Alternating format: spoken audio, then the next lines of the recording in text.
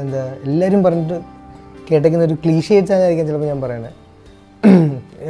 ലാൽ സാറിനോട് വർക്ക് ചെയ്യുക എന്ന് പറയുന്നത് ആദ്യമേ ഒരു ഗ്രേറ്റ് എൻ്റെ ഒരു ഡ്രീം കം ട്രൂ ആണ്. ഒരുപാട് നാൾ സിനിമ വന്നപ്പോൾ തൊട്ട് അല്ലെങ്കിൽ അതിന് മുമ്പ് എന്നെ കാണണം എന്ന് ആഗ്രഹിച്ച മലയാളത്തിലെ വ്യക്തികളിൽ മുൻപന്തിയിലുള്ള ഒരാളാണ്. അപ്പം അദ്ദേഹത്തിനപ്പോൾ ഒരു ഷോട്ടാണെങ്കിൽ പോലും ഞാൻ ചെയ്യാൻ റെഡിയായിരുന്നു. ഒരുപാട് പ്രാവശ്യം അത് ആഗ്രഹം പലയിടത്തായിട്ട് മീഡിയയിലൂടെ പ്രകടിപ്പിച്ചിട്ടുണ്ട്. പക്ഷേ സംഭവിച്ചു. അപ്പം അത് തന്നെ എൻ്റെ ഏറ്റവും വലിയ എക്സൈറ്റ്മെൻറ്റ്. സാറിൻ്റെ ഒരു യങ്സ്റ്റർ എന്നുള്ള നിലയിൽ നമ്മളോടുള്ളൊരു ആറ്റിറ്റ്യൂഡാണ് അതാണ് അതിശയിപ്പിക്കുന്ന ഏറ്റവും വലിയൊരു അദ്ദേഹത്തിൻ്റെ ക്വാളിറ്റി. എനിക്ക് തോന്നുന്നു ഞാനൊരു ഗ്രേറ്റ് ആക്ടർ എന്നുള്ളൊരു നമുക്കെല്ലാവർക്കും അറിയാം ഒരു ഗ്രേറ്റ് ആക്ടറാണ് അദ്ദേഹം. അപ്പം ആ ഒരു ഇമേജിലാണ് ഞാൻ പോകുന്നത്. തിരിച്ചു വരുമ്പോൾ ഗ്രേറ്റ് ഒരു ഹ്യൂമൻ ബീയിങ് കൂടാണ് അദ്ദേഹം. കൂടെ വർക്ക് ചെയ്യുന്നവരെ ആദ്യം തന്നെ ആ ഒരു ഐസ് ബ്രേക്ക് ചെയ്ത് കൂടെ വർക്ക് ചെയ്യാൻ കംഫർട്ടബിൾ ആക്കുക. ഇതാ ഞാൻ പറഞ്ഞത് എല്ലാവരും പറഞ്ഞിട്ടുള്ള കാര്യമായിരിക്കും. അപ്പം അത് ലാൽ സാറിന് അത്രയും പെർഫെക്റ്റ് ആയിട്ട് ചെയ്യുന്ന വേറൊരു നടനോട് ഞാൻ വർക്ക് ചെയ്തിട്ടില്ല. അപ്പം അത് തന്നെയാണ് അദ്ദേഹത്തെ ഗ്രേറ്റസ്റ്റ് ആക്കുന്നത്. പിന്നെ ഒരുപാട് ക്വാളിറ്റീസ് ബീങ് പങ്ക്ച്വൽ എന്നൊക്കെ പറയുന്നത് അതിൻ്റെയൊക്കെ ഹൈറ്റ്സാണ്. അത് നമുക്ക് പല ബെഞ്ച് മാർക്കുകൾ സെറ്റ് ചെയ്ത് തന്നേക്കുന്ന ഒരു വ്യക്തിയാണ് നമ്മുടെയൊക്കെ മനസ്സിൽ. നമ്മളൊക്കെ അതാണ് എൻ്റെയൊക്കെ റൈറ്റ് രീതികൾ. ഞാനൊക്കെ എന്നെ തന്നെ പറഞ്ഞ് വിശ്വസിപ്പിച്ച് വയ്ക്കുന്ന കുറേ കാര്യങ്ങൾ അദ്ദേഹത്തിൻ്റെ ഈ ക്വാളിറ്റീസാണ്.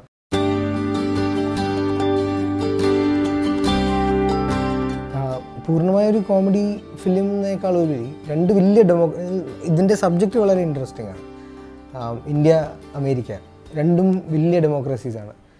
ഇപ്പോൾ ഒരുപാട് സിമിലാരിറ്റീസ് ഉണ്ടാവാം ആ രണ്ട് രാജ്യങ്ങളുടെ ഫങ്ഷനിങ്ങിൽ. അപ്പോൾ ആ ഫങ്ഷനിങ്ങിൽ വെച്ചുകൊണ്ട് രാഷ്ട്രീയത്തെ ബേസ് ചെയ്ത് ഈ രണ്ട് രാജ്യത്തിൻ്റെയും രാഷ്ട്രീയ രീതികൾ തന്നെ നല്ല വ്യത്യാസം ഉണ്ട്. അപ്പം ഈ ഒരു രാജ്യത്തിൻ്റെ ആവശ്യത്തിന് ഈ ഒരു രാജ്യത്തിൽ നിന്ന് ഒരാൾ പോവുകയാണ്. അപ്പോൾ അതെന്താണെന്നുള്ളതാണ് സിനിമ. ആ ഒരു പക്ഷേ ത്രെഡ് ഇൻട്രസ്റ്റിംഗ് ആണ്. അപ്പോൾ ആ ത്രെഡിൽ നിലനിർത്തിക്കൊണ്ട് ലാൽ സാറിന് മോഹൻലാൽ എന്ന് പറയുന്ന നടൻ്റെ നമുക്കറിയാം ഒരുപാട് നമ്മളെ എൻ്റർടൈൻ ചെയ്യിപ്പിച്ച കാര്യങ്ങൾ അദ്ദേഹത്തിൻ്റെ തന്നെ പഴയ സിനിമകളിലെ. പക്ഷേ ഞാൻ പറഞ്ഞ എല്ലാം നല്ല ഞാൻ പറഞ്ഞു. പക്ഷേ വളരെ രസകരമായി കാര്യങ്ങളൊക്കെ വെച്ച് നമ്മൾ റീകോളിംഗ് ആണ് അദ്ദേഹത്തിൻ്റെ ഫേവറേറ്റ് ക്യാരക്ടേഴ്സ് അല്ലെങ്കിൽ ഫേവറേറ്റ് സിനിമകളിലെ പാട്ടുകൾ. അപ്പോൾ അതൊക്കെ നമ്മൾ ചില സ്ഥലങ്ങളിൽ യൂസ് ചെയ്യുന്നുണ്ട് ഈ സിനിമയിൽ. അതുപോലെ തന്നെ സിറ്റുവേഷൻസ് ഉണ്ട്. അപ്പം അവിടുത്തെ ഒരു ഫോറിനറാണ് ഷോൺ എന്ന് പറഞ്ഞൊരു ആക്ടറാണ് ചെയ്തത്. അപ്പോൾ ആ ക്യാരക്ടർ അദ്ദേഹം ഒരു മേജർ ക്യാരക്ടറാണ് സിനിമയിൽ. ഷോണിനെ പോലൊരു ആക്ടർ അദ്ദേഹത്തിൻ്റെ വേ ഓഫ് ആക്ടിങ് നമ്മുടെ ലാൽ സാറിൻ്റെ വേ ഓഫ് ആക്ടിങ് ഇത് രണ്ടും കൂടെ മേർജ് ചെയ്ത് കാണുന്ന അങ്ങനത്തെ നമുക്ക് തീർച്ചയായിട്ടും ഒരു മെമ്മറബിൾ മൊമെൻ്റ് ആയിരിക്കും സ്ക്രീനിൽ കാണുമ്പോൾ.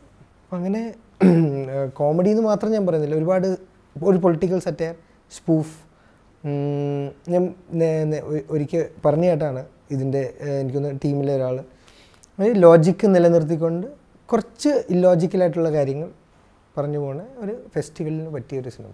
അതാണ് നമ്മൾ ശ്രമിച്ചേക്കുന്നത്. അത് നമ്മൾ ആത്മാർത്ഥമായിട്ട് തന്നെ ശ്രമിച്ചിട്ടുണ്ട്.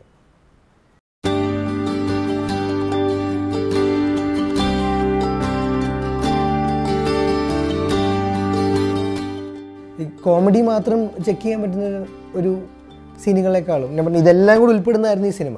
അപ്പോൾ ഈ ഓരോ സീനുകളിൽ വരുമ്പോഴും നമ്മൾ മോഹൻലാൽ എന്ന് പറയുന്ന ഈ ഗ്രേറ്റ് ആക്ടറിൻ്റെ രസകരമായ ചേഞ്ചസ് ആണ് ഞാൻ കണ്ടുകൊണ്ടിരുന്നത്. അപ്പോൾ ഇന്ന് രാവിലത്തെ ലാൽ സാറല്ല നാളെ രാവിലെ ആ സീൻ എടുക്കുമ്പോഴാണ് ആ സീനിൻ്റെ മൂഡൊക്കെ എനിക്ക് തോന്നുന്നു ഡയറക്ടറിനൊപ്പം തന്നെ എനിക്ക് തോന്നുന്നില്ല ടോട്ടൽ സിനിമയെക്കുറിച്ച് മനസ്സിലാക്കിക്കൊണ്ടാണ് അദ്ദേഹം ഒരു സീനിലിരിക്കുന്നത്. അത് ഭയങ്കര ബുദ്ധിമുട്ടുള്ള കാര്യമാണ്. ഈ സീൻ തൊട്ടുമുമ്പ് എന്തായിരുന്നു മൂഡ്, അത് ക്യാരി ചെയ്യുന്ന മൂഡ്, അത് അതിനൊപ്പം തന്നെ ടെക്നിക്കലി ക്യാമറയുടെ ആംഗിളിൽ വെച്ച് ഏറ്റവും രസകരമായി പ്രസൻറ്റ് ചെയ്യുന്നത്, ലൈറ്റ് ക്യാച്ച് ചെയ്യുന്നത് എന്നെ പറഞ്ഞാൽ ടെക്നിക്കൽ സൈഡാണ്. അപ്പോൾ എല്ലാം കൊണ്ട് നമുക്ക് ഒരുപാട് ലേണിംഗ് ആയിരുന്നു. അപ്പം പിന്നെ അദ്ദേഹത്തിൻ്റെ ഹ്യൂമറിൻ്റെ ഒരു ഇത് നമ്മൾ പറയേണ്ട കാര്യമില്ല. അത് നമ്മൾ ടീസറിൽ തന്നെ ഒന്ന് കാണിച്ചിരുന്നു. പുതിയൊരു ഭാവം അല്ലേ, ആ ഒരു നമുക്കൊരു വ്യത്യസ്തമായൊരു കാഴ്ചയായിരുന്നു പെരിച്ചാരുടെ സെക്കൻഡ് ടീസർ. അതിൻ്റെ കമൻസിൽ നിന്ന് ഞാൻ പറയുകയാണ്. അപ്പോൾ അങ്ങനത്തെ കുറേ സിറ്റുവേഷൻസ് ഉണ്ട്. മൊത്തത്തിൽ ഫൺ ടു വർക്ക് ആയിരുന്നു അദ്ദേഹത്തിനൊപ്പം.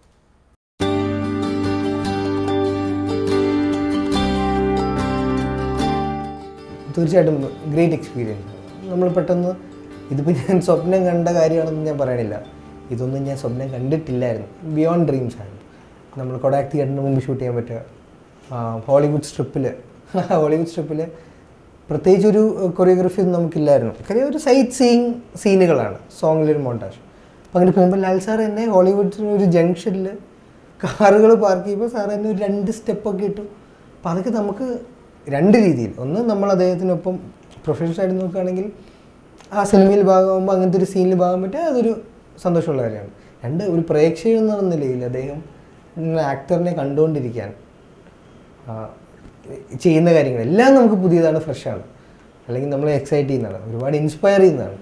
അപ്പോൾ ആ ഒരു രീതിയിൽ യെസ്. പിന്നെ നല്ലൊരു പ്രൊഡക്ഷൻ ടീമുണ്ടായിരുന്നു. അപ്പോൾ ഇത്രയും വലിയൊരു സിനിമ ഇത്രയും ദിവസം ഞാൻ പറയാം 10, 25 to 30 ലെസ് ദാൻ 30 days നമ്മൾ അമേരിക്കയിൽ ഷൂട്ട് ചെയ്യാന്ന് പറയുമ്പോൾ അവർക്ക് നല്ല ചിലവുണ്ട്. വലിയ അത്യാവശ്യം തിരക്കില്ലാത്തൊരു ഹ്യൂജ് കാസ്റ്റാണ്. ബാബുരാജ് ചേട്ടനുണ്ട്, ശങ്കർ രാമകൃഷ്ണൻ ചേട്ടനുണ്ട്, പ്രൊഡ്യൂസേഴ്സായ വിജയ് ബാബു ചേട്ടനും സാന്ദ്രയും അവർ തന്നെ ഒരു മേജർ ക്യാരക്ടേഴ്സ് ചെയ്യുന്നുണ്ട്, വിജയേട്ടൻ. അപ്പോൾ ക്യാരക്ടേഴ്സിൻ്റെ പേരുകൾ രസമാണ്. ഇപ്പം ലാൽ സാറിൻ്റെ ആണെങ്കിൽ അദ്ദേഹത്തിൻ്റെ ഏറ്റവും കൊമേഴ്ഷ്യലി ഹിറ്റും കൾട്ട് മൂവീസിൽ പെടുന്ന ഒരു പടമാണ് 6-ാം തമ്പുരാൻ. അദ്ദേഹത്തെ ക്യാരക്ടറാണ് ജഗന്നാഥൻ. എൻ്റെ ക്യാരക്ടറിൻ്റെ പേര് വയലാർ വർക്കി, ബാബുരാജേട്ടൻ്റെ പേര് പൊറ്റക്കുഴി ജബ്ബാർ, വിജയ് ബാബു ചേട്ടൻ സണ്ണി കുരിശെങ്കിൽ. അങ്ങനെ മൊത്തത്തിൽ നമുക്ക് എവിടെയൊക്കെ കേട്ട ഒരു, ഞാൻ പറഞ്ഞില്ലേ നേരത്തെ പറഞ്ഞ പോലെ ഒരു റീകോളിംഗ് ഉണ്ട്. ഇപ്പം ഒരു ക്യാരക്ടർ നെയിമിലൂടെ ആവാം. അപ്പം അങ്ങനെയൊക്കെ ഒരു ഹോളിഡേ ആയിരുന്നു ഒരു 20-25 ദിവസം എനിക്ക് പേഴ്സണലി. അത് എല്ലാം സീനിയേഴ്സാണ്, ചുറ്റുമുള്ള എല്ലാവരും എനിക്ക്. അപ്പോൾ ആ സീനിയേഴ്സിനൊപ്പം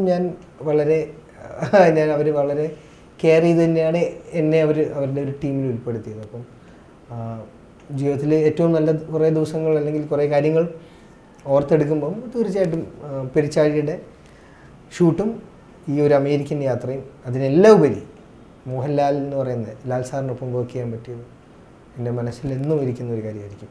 നമ്മളെല്ലാം ഞാൻ വീണ്ടും സിനിമയിലോട്ട് വരുമ്പോൾ ഇത്രയൊക്കെ നമ്മൾ സന്തോഷത്തോടെയും ആത്മാർത്ഥമായിട്ടും ഇത് നിങ്ങളെ എൻ്റർടൈൻ ചെയ്യാൻ തന്നെയാണ് നമ്മൾ ഉദ്ദേശിച്ചേക്കുന്നത്. അത് അങ്ങനെ സംഭവിക്കട്ടെ എന്ന് നിങ്ങളും നമുക്ക് വേണ്ടി പ്രാർത്ഥിച്ചു തരാം. വേറെ വിശേഷങ്ങളൊന്നുമില്ല. ഇനി പടം തിയേറ്ററിൽ വരിക, അത് നിങ്ങൾ കണ്ട് എങ്ങനെ റിസീവ് ചെയ്യുന്നു എന്ന് തന്നെയാണ് നമ്മുടെ അടുത്ത ടെൻഷൻ. അത് നന്നായി വരട്ടെ എന്ന് ആഗ്രഹിക്കുന്നു.